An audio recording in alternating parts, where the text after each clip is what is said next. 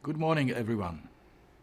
You are all in Madrid today because you believe in preventive diplomacy. And I do too, very strongly.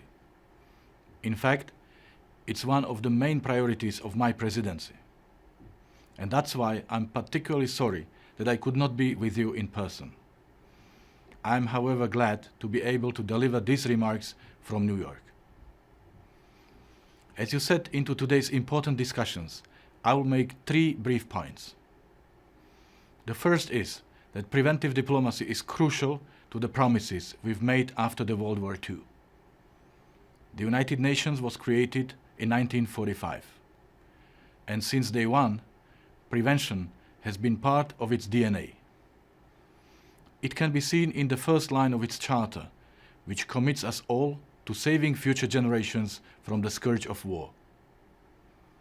And it is seen later in the same document through a call to use all possible means to resolve disputes peacefully. So prevention is an essential part of the multilateral system we created over 7 decades ago. And it has formed the basis of every framework we have built up since then, from international human rights and humanitarian law to the 2030 Agenda for Sustainable Development. As my second point, I want to say that prevention is happening.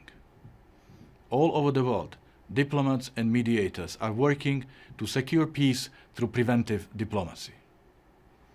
And in recent years, the United Nations has been enhancing its support to such initiatives.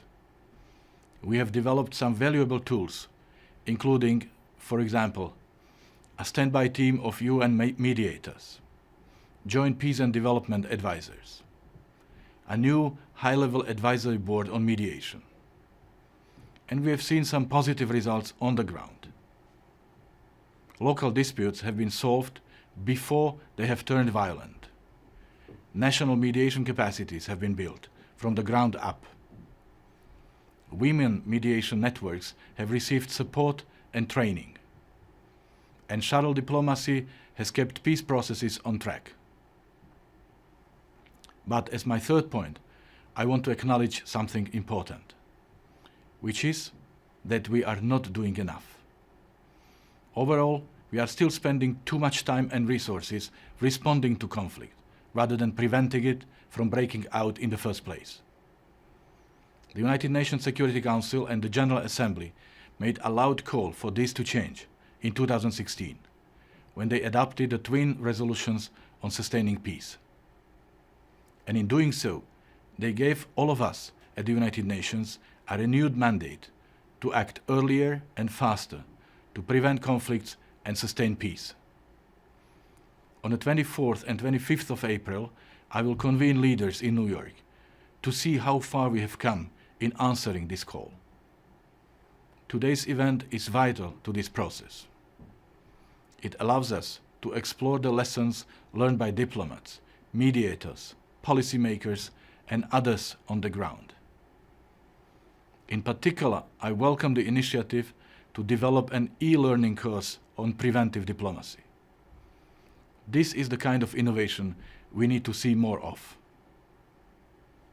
Finally, I want to express my thanks to the organizers, the United Nations Institute for Training and Research, the Sustainable Development Goals Fund, the Escuela Diplomática de España, and I want to thank all of you for being in Madrid today. If we want to meet the goals of the UN Charter, and if we want to keep the promises made after World War II, we need a stronger focus on prevention. Thank you again, and good luck in the discussions ahead.